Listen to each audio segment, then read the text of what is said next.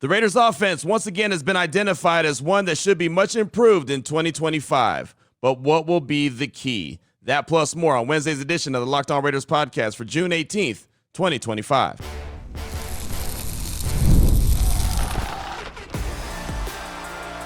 You are Locked On Raiders, your daily Las Vegas Raiders podcast. Part of the Locked On Podcast Network, your team every day. And welcome in, Raider Nation, to another edition of the Locked On Raiders podcast. Thank you so much for making the show your first listen of the day. Definitely appreciate you. If you're catching the show wherever you find your favorite podcast, or you're checking us out by way of the YouTube page, you know we appreciate both. Show continues to grow each and every day because of your consistent support and the great job that my man Ari does behind the scenes, making sure we look good and sound good each and every day. We shout him out. We appreciate him. He does a great job. You can check him out on Twitter at Ari Produces. You can hit me up as well at your boy Q254. And if you want to be a part of the show, as many of you do, got the Locked On Raider podcast voicemail line at 707-654-4693. As we normally do, we'll close out the show hearing from you, calls and texts, just on anything general, any general Raiders conversation that we're having or that you have on your mind. We'll hear from you in segment number 3. Segment number 2, we're going to take that Locked On Raider podcast voicemail line and take it to another level, right? Similar to what I do on my radio show each and every day, where I just open up the phone lines, I throw out a topic, and people respond immediately. Threw out a topic on Tuesday's show about make or break Raiders in 2025. Pro Football Focus did a piece on that. You'll hear from them, plus we'll hear from you on that simple subject in segment number 2 when it comes to make it or break it in 2025 for the Silver and Black. Here in segment number 1, news and notes of the day, as we always do, and we'll go ahead jump right into it. And it's funny, once again, the Raiders offense has been identified as a team that should be much improved in 2025. New head coach, new offensive coordinator, new quarterback, playmakers, obviously Ashton Genty. There's a lot of new going with this Raiders team, which makes all of us feel like they should be much improved. But there will be one key that has been a common theme we've talked about quite a bit here on the Locked On Raiders podcast. So this piece is out in The Athletic by Ted Nguyen, does a fantastic job. He said, Raiders, Bears, Jaguars among 6 offenses ready for a breakout. Who will be the teams to finally break into the upper echelon of offenses this season? So as you saw in that title, I said 6 offenses. So the Raiders are one of them, but he said the Bears, the Panthers, the Cowboys, the Jaguars, the Falcons, and the Raiders. The Bears obviously have a new head coach there in Ben Johnson. Carolina, they sat down Bryce Young last year, but they brought him back. They feel really good about him moving forward. They've had some extra weapons as well. The Dallas Cowboys have a new head coach in Brian Schottenheimer. Jacksonville, the Jaguars, they're talking about Duval, right? Liam Cohen, new head coach there. And the Atlanta Falcons, Michael Penix taking over as a starting quarterback fully this year, as opposed to when he came in, week 16 for Atlanta, his rookie year. And then there's the Raiders. So Ted goes on to say this: the Raiders arguably have improved more than any other team in the league this offseason. However, you can also argue they were one of the teams that had the furthest to go.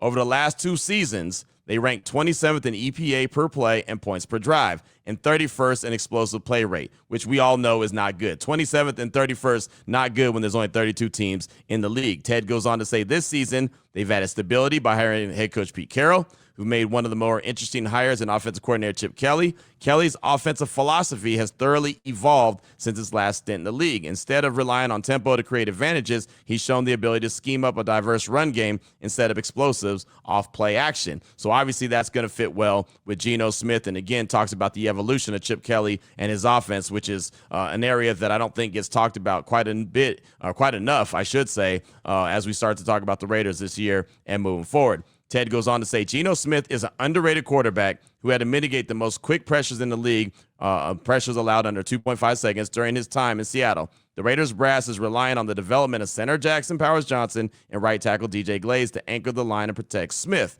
If Smith can get average protection, he has the football IQ and arm talent to produce like a top 10 quarterback. With All-Pro Brock Bowers and 2023 second-round pick Michael Mayer, who missed time last season for personal matters, the Raiders can have an effective 2 tight end attack to counter the trending defensive meta of playing with light boxes and smaller defenders.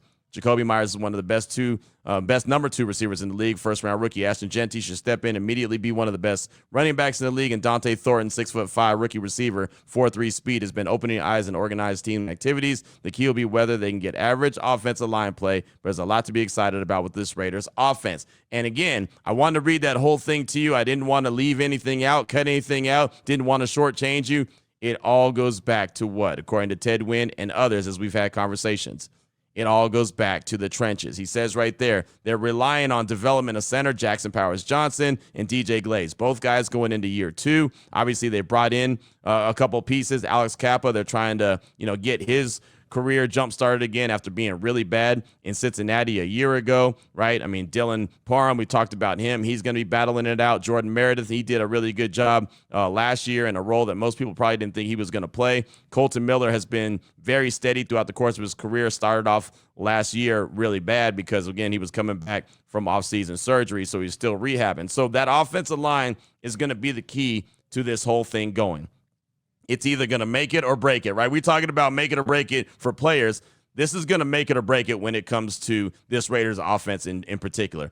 Can the offensive line hold up? Can they be the offensive line that the Raiders are expecting? If they can, the Raiders have a great opportunity to turn this offense and not be 27th in EPA, not be 31st in explosive play rate. Like, Geno Smith has a strong arm. Geno Smith, again, according to Pro Football Focus, I know I mentioned this on Tuesday's show, he was ranked number 1 when it came on accuracy of deep balls. He can do that. And the Raiders have guys that can stretch the field in Dante Thornton, have guys in Trey Tucker, even Jack Besh, the second-round pick out of TCU, he can get down the seam pretty quickly as well, right? There's guys that can get it done, but you've got to be able to protect the quarterback. You've got to be able to open up holes for Ashton Jeanty. And I know that at Boise State, he didn't have a fantastic offensive line, but he was at Boise State. He was in college. It's a different animal now that you're in the NFL. It's great to be able to break tackles. It's great to not go down on first contact. That's fantastic. But you don't want him to fight for every single yard that he has to get. If you remember, there was times when Josh Jacobs would get hit before he really even got the ball. He barely get the ball in his hands, and he's already trying to avoid a tackle. You've got to be able to get some kind of penetration with that offensive line to allow you to have your running back having a chance to even have some success. So, everyone's anticipating this offense to be really good this year and have an opportunity to break out and really be a big-time explosive offense, but you cannot be explosive if the offensive line is not where it needs to be. So throughout the course of training camp, starting at the end of July, them coming together, them establishing the 5 that they're going to have starting, and them learning each other like the back of their hand is going to be the biggest key. And it's going to be difficult because, again, you can, pitch and catch from Geno to Brock Bowers and just kind of learn each other's tendencies. You can, play, you can be a DB, right? And you can do 7-on-7 drills and just practice running with the wide receiver. There's a lot of things you can do on the practice field that'll help you get better. So when it comes time for the pads to go on, preseason football, regular season football, you're pretty much ready to go. Is it exactly football? No, but you know that you can sharpen your tools. The offensive line is so difficult to do that. There's not that much padded practice time. There's not a whole lot of bringing to the ground, a lot of physicality. They're really trying to protect these guys in training camp and preseason. So, they're going to have to really rely on a lot of different subjects, including just getting to know each other. But the sooner that this offensive line can come together, the better. Like I said, we talk about make or break players for this offense. Make it or break it, the key is going to be the offensive line to be able to hold their end of the bargain. Matter of fact, they're going to need to do a lot of heavy lifting. If they can do it successfully, boom, the Raiders will have something. They'll be cooking with grease, like I like to say when it comes to the offense. But if not, then it could be another long season, and then we're talking about, well, what went wrong? I can tell you what went wrong. The trenches. The offensive line was not where it needs to be. But let's get into make it or break it players for the Raiders in 2025. Again, this is something that we heard on Pro Football Focus and started to have our own conversation. We'll hear from you who you believe the make it or break it players for the Raiders in 2025 are. We'll do that in segment number 2 of today's Locked On Raiders podcast.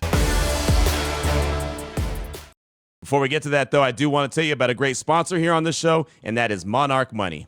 Have you ever checked your bank account and wondered, where did all my money go? Between dining out, online shopping, and entertainment, it is easy to lose track. That's where Monarch Money comes in. It's your personal CFO, giving you full visibility and control over your finances. And Monarch Money, it's not just a budgeting app, it's a complete financial command center. Track all your accounts, investments, and spending all in one place so you stop just managing your money and start building wealth. And it's funny, man, when you start to look at the app and you realize how much you were spending on food delivery or, transit, like trying to get around town so you're not driving, Ubers or whatever the case may be, right? And it's very convenient. The app, you can use Monarch Money to check your finances, track spending, even plan long-term goals. So basically, it's a one-stop shop. So how do you take control of your finances? You do it with Monarch Money. Use the promo code LOCKEDONNFL at monarchmoney.com for 50% off your first year. That's monarchmoney.com, code LOCKEDONNFL. It's all one word for half off your first year.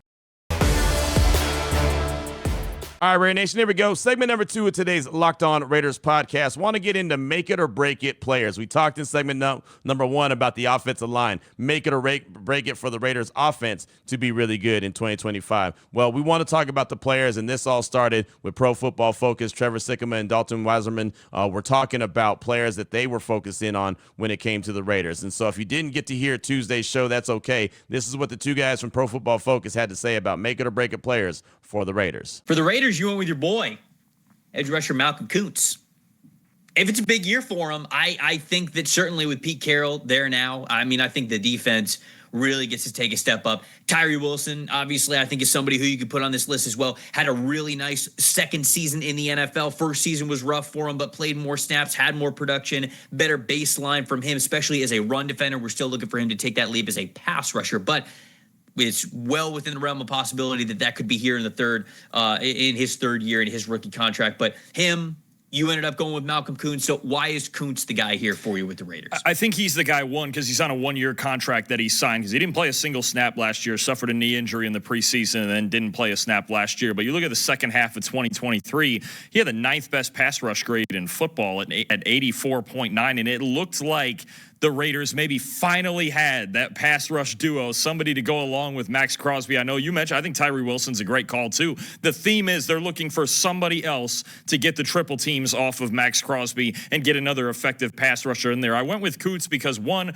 we've seen it before, and two, he's on a 1 year, I believe, $12 million contract to really prove it. Come back healthy, prove you can be that guy. If it's him, if it's Tyree Wilson, whoever can just take some of the pressure off of Crosby and get him some one-on-ones or win some one-on-ones on the other side, it's going to be big. I think even in the interior, Christian Wilkins is the guy, the big money free agent from last year who didn't play a whole lot due to injury. I think he's on that list too. So, you could call it a group effort with the rest of this defensive line, but I wanted to highlight Kuntz. I think he's really good if he's healthy. He's just got to get back from the knee injury and be that number 2 option for him off the edge. I think Eric Stokes too, right? 1 year deal for Eric Stokes and former first round pick. His coverage grades were fine in the years where he was mostly healthy. Let me make sure that I have these snap counts right.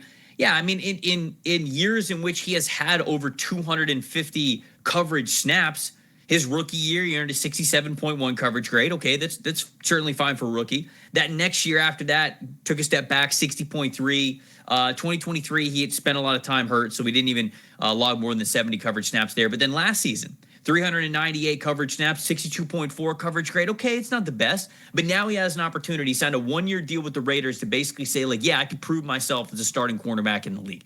And I think that if he doesn't do it here, it's going to be hard for him to prove that anywhere else. He's going to be signing a series of 1 year deals. So I think this is a make or break year for him because he's got the opportunity to, because the Raiders need him to. And I think it's just an all encompassing make or break for that entire situation there. So I want to throw out Stokes as well, who is also in that 1 year contract deal. So Dalton says Malcolm Kuntz, he's on the 1 year deal. Trevor said Eric Stokes, also on a 1 year deal, former first round pick. They also throw out Tyree Wilson, Christian Wilkins, group effort along the defensive line. For me, Tyree Wilson, Jacorian Bennett, Dylan Parham. Those were the 3 guys that I really focused in on Tuesday's show when it came to make it or break it in 2025. But I wanted to have a little bit of fun, get a little interactive with you, and do a little, Q&A, question and answer. Wanted to hear from you on the exact same subject, 707-654-4693. So we'll focus on make it or break it here in segment number 2. We'll start out with Hillboy Raider from Richmond, California, the 510. He's calling to talk about make it or break it players for 2025. Here he is, Hillboy Raider. Hey, Q.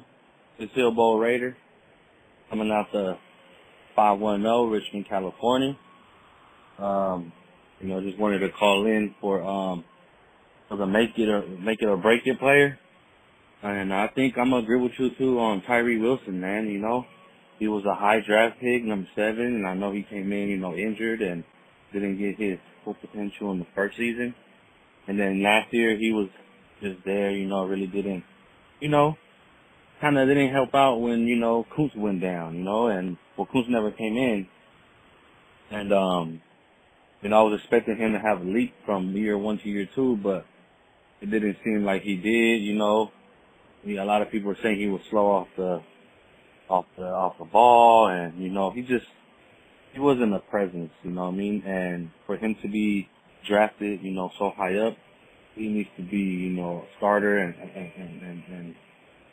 making plays and helping Max Crosby. So, I think, with Kuntz coming back and maybe Christian Wilkins, if he comes back, he should be able to, kind of get some one-on-ones maybe, Maybe they will focus more on Kuntz and Christian and Max Crosby, and that will open him up to, maybe get to the quarterback. He's a big dude.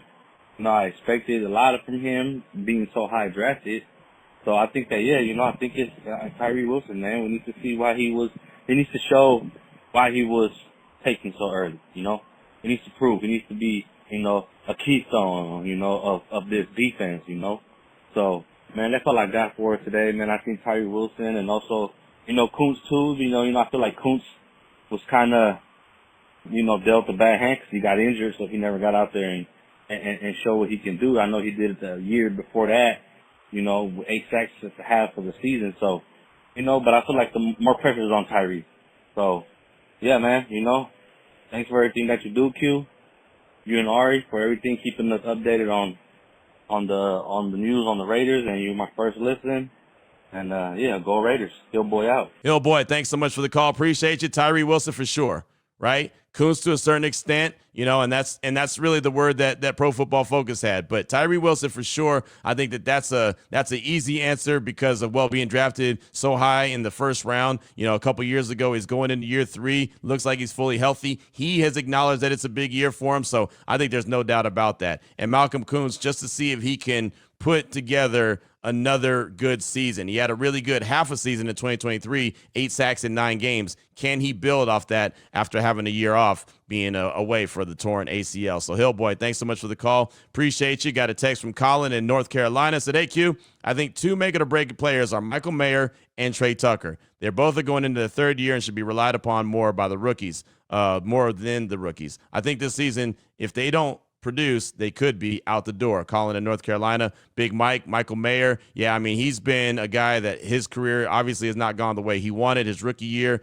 was a mess because of Josh McDaniels, and he wasn't really feeling it, and they just didn't use him correctly. And then last season had to step away for personal reasons. So he's back. He looks rejuvenated, looks fast, looks like he's being involved from what I saw at OTAs and mandatory minicamp, being involved in the offense. And Trey Tucker, to me, is a guy that's a great one for Trey, make it or break it, because we know he's got speed. We know he went out and got the LASIKs, got his eyes fixed a little bit. He's a guy that could be a big playmaker, but just hasn't been able to do it consistently. I want to see how Chip Kelly uses him in this offense, not just as a guy that's going to stretch the field and be the big playmaker, but is there a way to get him, some wide receiver screens and let Jacoby Myers and others be out front and block? Because he's got the speed. Just get him the ball, right? That's what when these guys are as fast as they are, just get him the ball.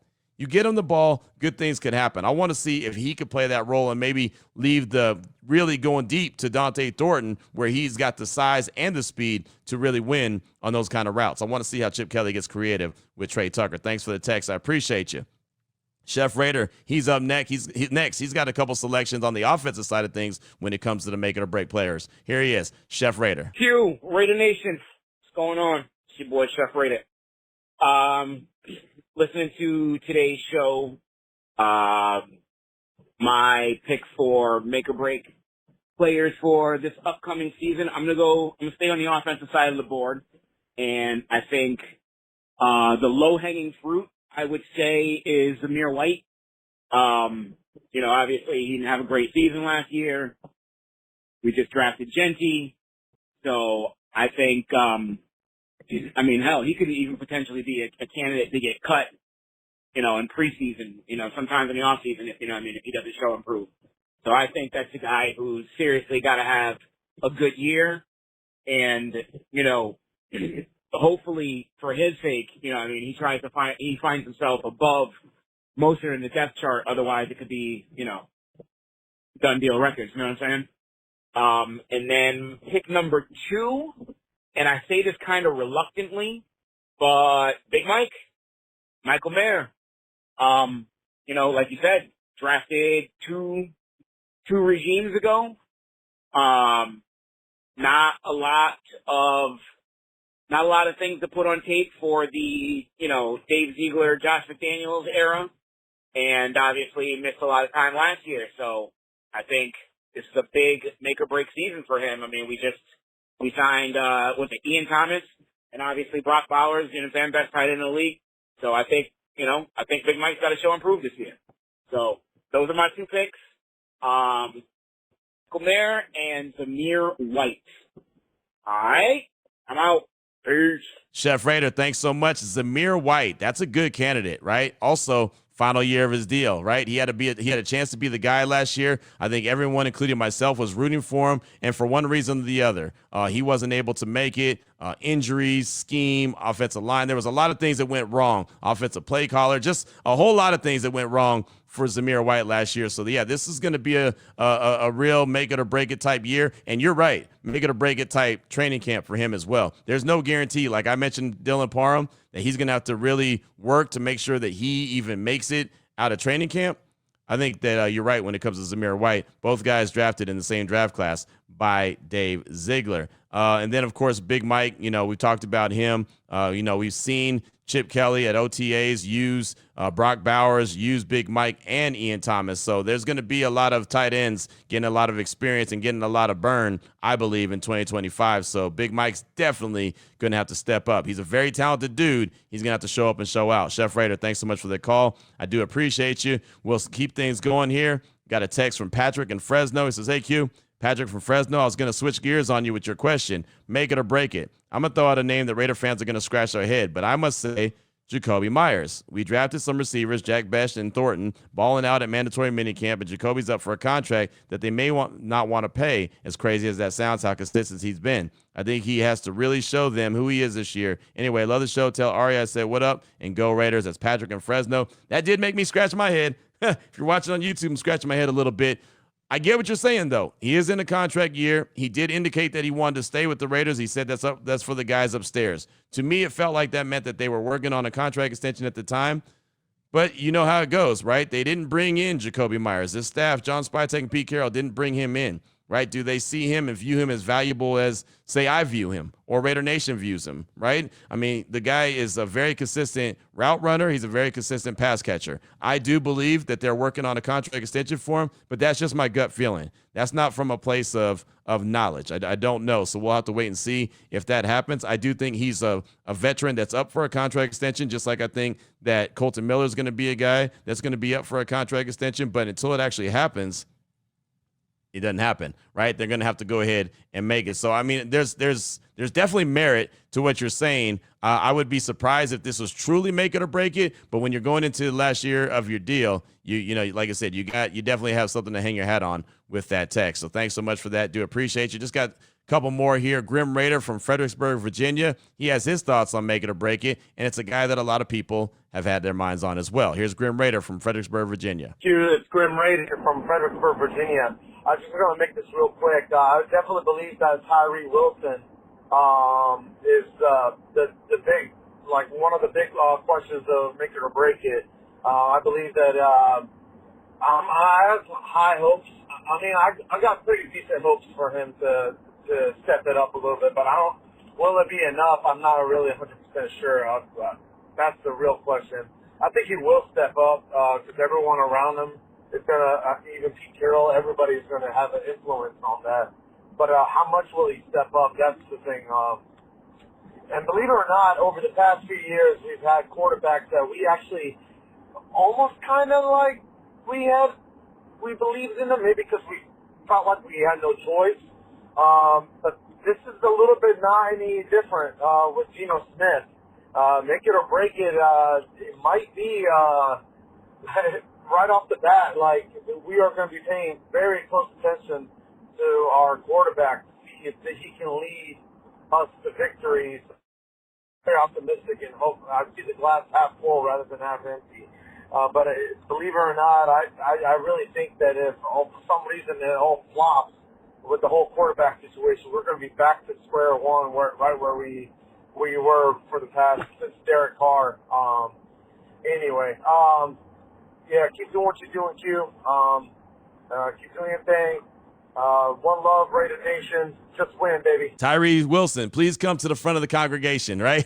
that is a common theme when it comes to make it or break it. A lot of people have been talking about Tyree Wilson for every reason that Grim Raider said, and Raider Nation as well, right? I mean, that's a pretty easy make it or break it guy, Tyree Wilson. I like how you thought, though, Geno Smith and brought him into the mix, right? A lot of people, including myself, believe he's going to be the calming voice. He'll be the presence at that position that the Raiders really need, the professional, the guy that, is relied upon. But none of us have really talked about what if it doesn't work out? I mean, we talked about it in segment number 1 when it came to the offensive line, but what if the offensive line is good and Geno's just not good?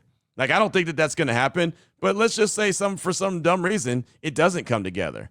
That really could be something. If you look at his contract extension, I know it's technically a 3-year deal, but the Raiders could really get out of it when they want to. If they need be, they could get out of it after a year, right? Probably more likely 2, but they can get out of it if they want to. So that's actually a really good nugget and a name to throw out there, because, again, that definitely was not one that was on my radar.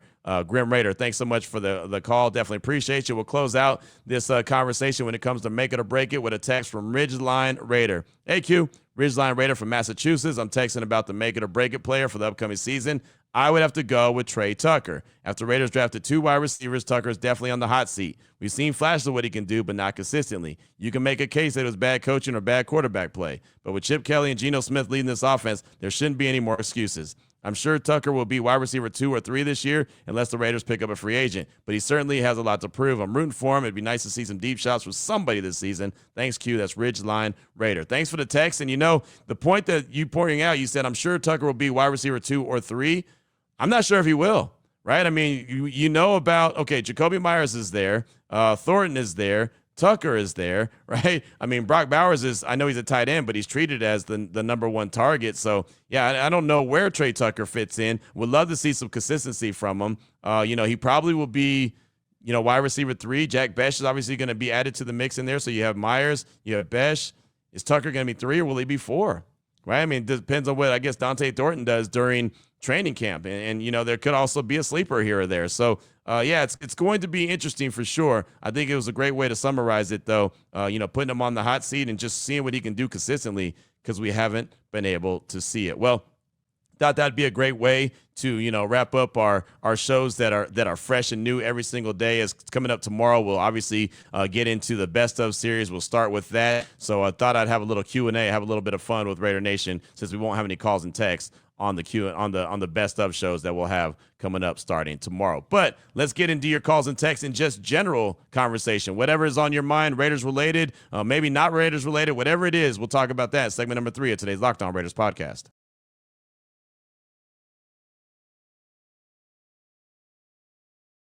Here we go, Raider Nation. Segment number 3 of today's Locked On Raiders podcast. Calls, text, draft that Locked On Raider podcast. Voicemail line 707-654-4693. I always mention that if you can't call for some reason, you can always send a direct message on Twitter at your boy Q254 at Ari Produces. And that's where our first text comes from Jamie Ross. Says, hey Q, I live in the UK and I cannot call. Thank you for taking the time to read the full text from Mike Rice and for adding your insight. I really appreciated it. I came across a study that ranked the Raiders 31st out of 32 teams in draft success from 2000 to 2020. Let's pause right there. 31st out of 32 teams. That is wild. That is not good. So it goes on to say, I have to imagine that's due to a mix of Al Davis's approach late in his tenure, the inconsistent scouting and hiring after he passed, and the very late adoption of analytics. Historically, the Raiders have struggled with drafting, especially in the first round, as Mike's list made clear. Even in our Super Bowl winning years, most of the team wasn't homegrown. We leaned heavily on trades, free agents, and reclamation projects. In 1976, only 6 to 8 starters and fewer than 12 players total were drafted by the team. By the way, that's the year I was born. Go on. That's a big contrast to teams like the 78 Steelers, 15-plus drafted starters, 25-plus total, and the 84 49ers, who were loaded with homegrown talent. The same pattern held for our 1980 and 83 squads. We were a team built from spare parts, and for a while that worked. When it comes to quarterbacks, only 2 drafted QBs have really worked out for us: Kenny Stabler and Derek Carr. Most of our first-round quarterbacks have flopped, Jamarcus Russell and Todd Marinovich being the most infamous examples. That being said, we definitely had some hits in the draft. Pre-2000, guys like Marcus Allen, Tim Brown, Howie Long were all legit cornerstone picks. In the modern era, we also struck gold with Josh Jacobs, Max Crosby, and hopefully now Brock Bowers. Al Davis never had a large scouting department. He relied on personal connections and took big swings. During the 2000s, while other teams moved toward analytics, the Raiders stayed rooted in old school methods. We didn't even hire a director of analytics until 2017, making us one of the last teams to get on board. Honestly, I think Tom Telesco is the first truly competent GM we had in a long time. Mike Mayock was a TV guy. I'm not sure how to judge Dave Ziegler. The Tyree Wilson pick felt something straight out of the old Al Davis playbook: elite traits, injured, and not quite ready. Top 10 picks should be ready to contribute right away. I suspect Josh McDumdum had more to do with that than Ziegler did. That said, I'm excited about Spytek. He comes from a background where analytics is built in, and the 2024 draft actually felt focused and forward-looking. Time will tell, but I feel better about this direction than I have in years. Thanks again for what you do. Love the show. Keep it coming. That is by way of Twitter from Jamie Ross in the UK, who cannot call in or text in. So thank you for that very lengthy text and message about the draft and kind of the process that, you know, the Raiders have gone through. Again, I said it. I was born in 76, so you took it back all the way to the year I was born, and I'm 48 going on 49 now. So great knowledge, great breakdowns. I was a guy that liked Dave Ziegler. I know that doesn't go for everyone in Raider Nation. That's fine. I had a good relationship with Ziegler, and I think that a lot of the decisions he made were based off of Josh McDaniels, just from my understanding. And I know that a lot of people, you know, talk about not going out and getting the big fella from Georgia, Jalen Carter. But that was one of those where, and I've been told by multiple people that absolutely know they like Jalen Carter a lot, but their hands were absolutely tied when it came to being able to draft that guy for one reason or the other. And I'm sure you could put it together. I don't have to, you know, I don't have to spell it out for you. It was not a situation where they can go get that guy. And they thought Tyree Wilson was, you know, a guy that was going to get it done and play at that high level. And he just hasn't cracked as of yet. So hopefully, as we talked about in segment number 2, this is the make it year and a make it or break it year for one Tyree Wilson. But thank you for that text. Thanks so much. I appreciate you listening there in the UK. Let's keep this party rolling. Got a text from King Raider 719 from Colorado Springs. Says, hey, Q, King Raider 719 from Colorado Springs, California. Been listening for a couple years now. First time text or call. Been wanting to text in since I heard your father lives in Wisconsin. I was born in a small town, Green River, Wisconsin, and lived in Colorado most of my life, right in the heart of donkey country, as you probably know. I was born and raised a Raider fan. I'm raising my kids the same way. I've always felt like a black sheep out here, ironically. But what city does your father live in, if you don't mind me asking? Thanks for everything you do.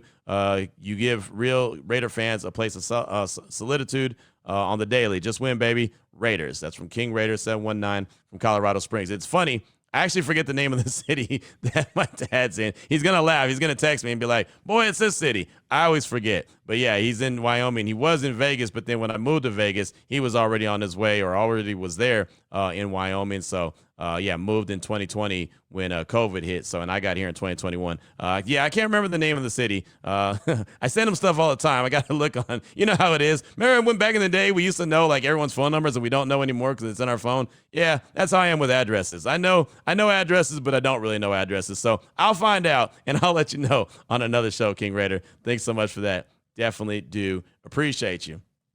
I thought about this one long and hard before I decided to go ahead and run this call, but I don't want to be that guy that just says, no, I'm not going to play this call, even though, like I said, I hesitate. It's against my better judgment, but here we go. Raider Eddie in Denver is calling for multiple reasons, positives and negatives. That's his words, not mine. Here he is, Raider Eddie in Denver. Hey, what's up? This is Raider Eddie in Denver. Hey, love the show. Love what you're doing.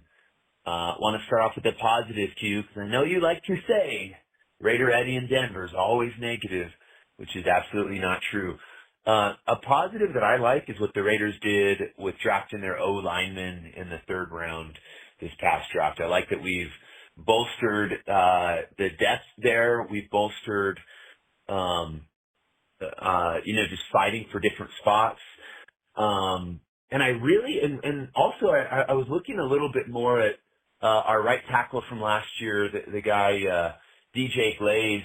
He's only 22, Q, so I know he gave up a lot of pressures last year. He had a lot of penalties, but he had terrible coaching, okay? AP was a terrible coach. Offensive coordination was terrible. DJ Glaze, only 22 right now. I like what he can do, the possibility that he can get better at right tackle. And like I said, I like the depth that we have at offensive line. Okay.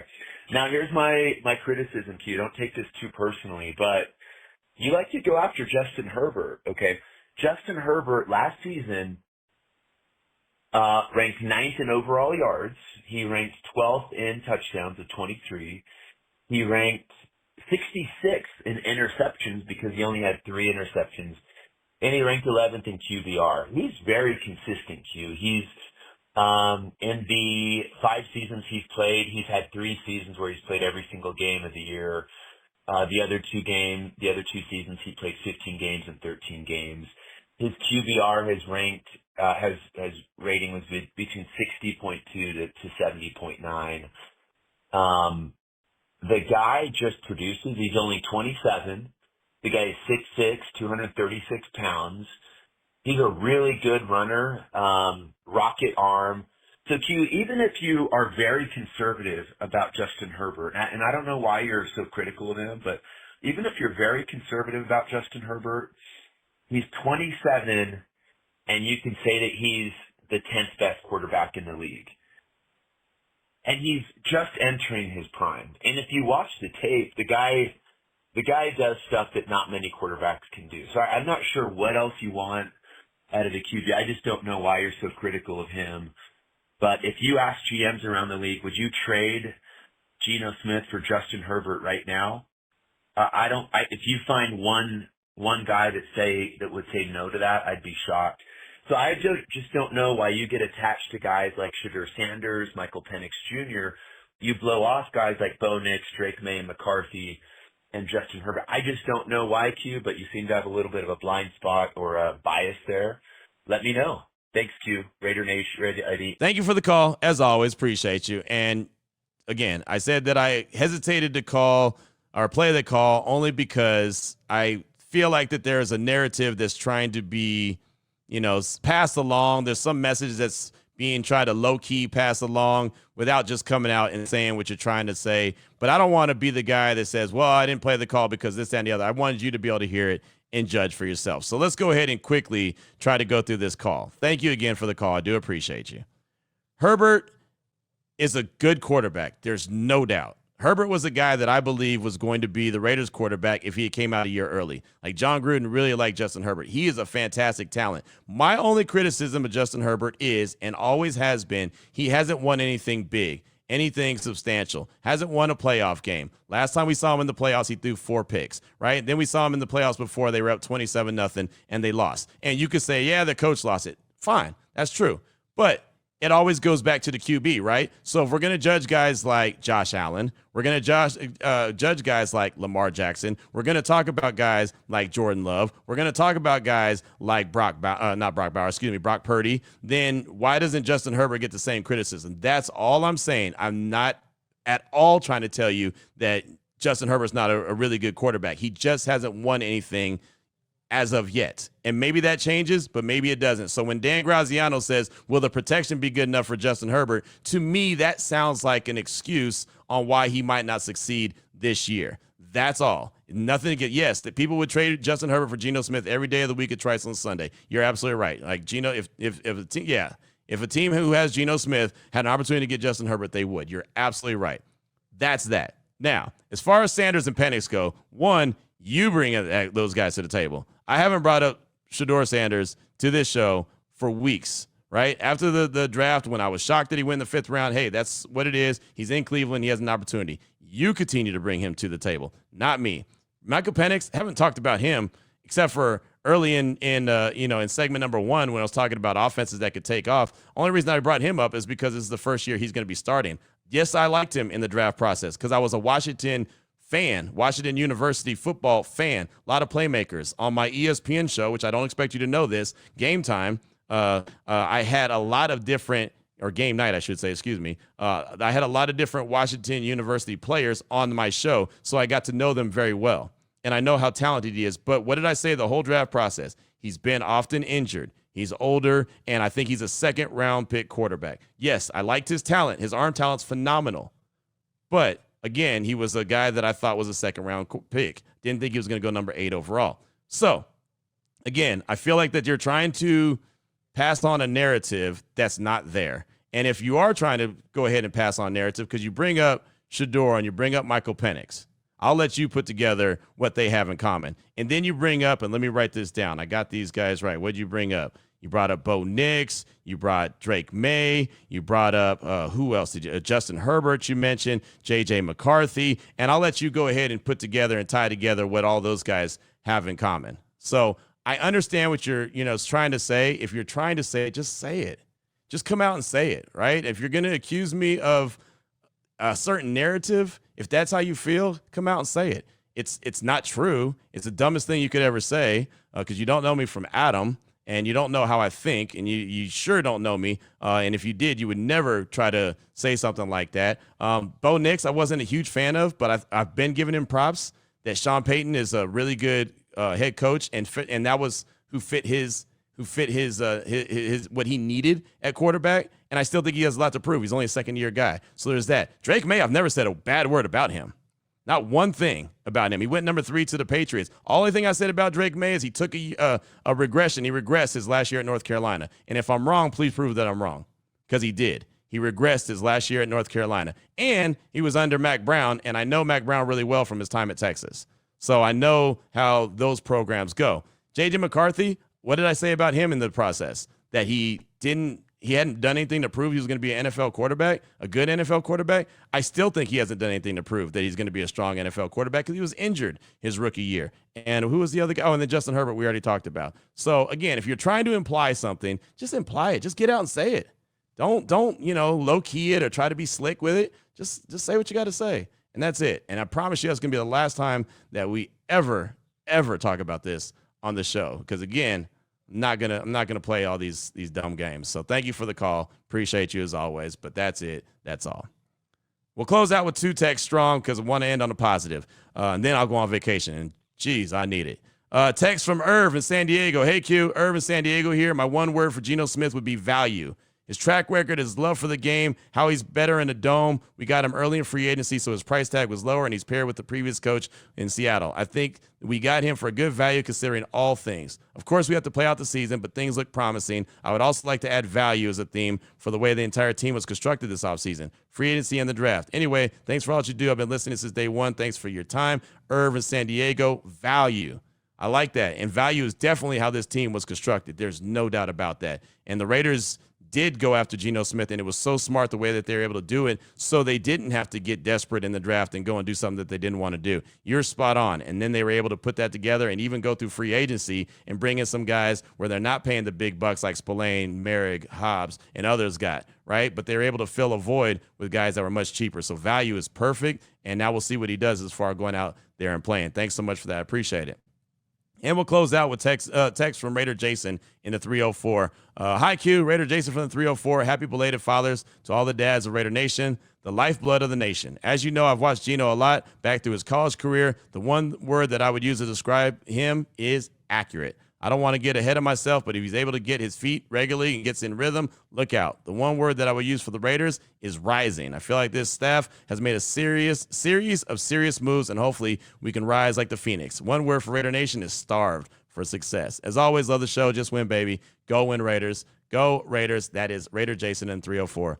Fantastic text. Great way. Text from Irvin, San Diego, and Raider Jason in 304. Great way to close out the show. Needed some really good text to come back and rebound strong and finish off, with a positive and a smile on our face. So really good stuff. I like accurate. I like starved. Right. I think that all makes a whole lot of sense. Rising also makes a lot of sense for the organization. So really good stuff right there, my man. Definitely appreciate you. And you're going to be the last text for a while here on the show because we start our best of series coming up tomorrow. So you'll hear from Lincoln Kennedy. We'll deep dive into, mandatory mini camp. What else? I think Mike Clay, who did some really good stuff when it comes to rookie projections for ESPN.com. We'll get into that on tomorrow. Eric Allen will come up a little later in the week. Paul Gutierrez also. Got Chris Berman next week. We'll have some good stuff cooking for you, that's for sure. But thanks so much, Raider Jason and everyone else who gives the feedback each and every day here on the Locked On Raiders podcast. So I'm off for vacation. Everyone have a fantastic